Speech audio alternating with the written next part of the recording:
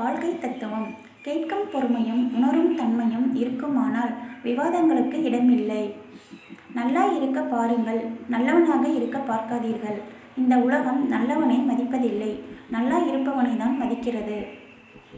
பள்ளி பாடம், கல்லூரி பாடம், கற்றுத்தராத பாடம் உன்னுடன் பழகியவர்கள் கற்றுத்தருவார்கள். கற்றுக்கொள், உலகை புரிந்து கொள். சந்தோஷம் என்பது நீ வாழும் இடத்தில் இல்லை, நீ வாழும் விதத்தில் உள்ளது. தேவைக்கு தேடல், பொய்யான உறவுகள், நேரத்திற்கேற்றாற்போல் பேச்சு, போலியான அன்பு, தனக்கு தேவையானது கிடைத்தால் போதும்.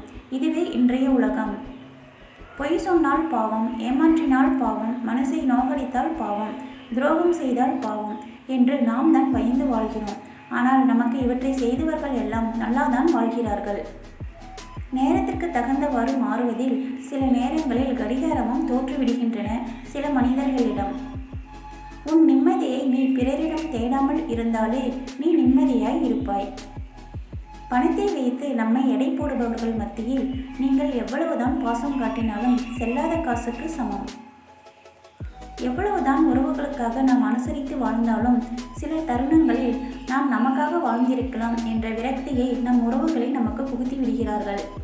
நம்மை நிராகரிக்கும் இடங்களில் காரணம் தேடாமல் நாமும் நிராகரித்து கடக்க கற்றுக்கொள்வோம் நம் மன நிம்மதிக்காக.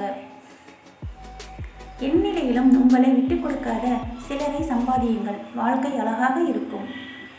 கடமைக்காக சில முகம், தேவைக்காக சில முகம், காரியத்திற்காக சில முகம், ஒட்டு உறிஞ்சியாக சில முகம்.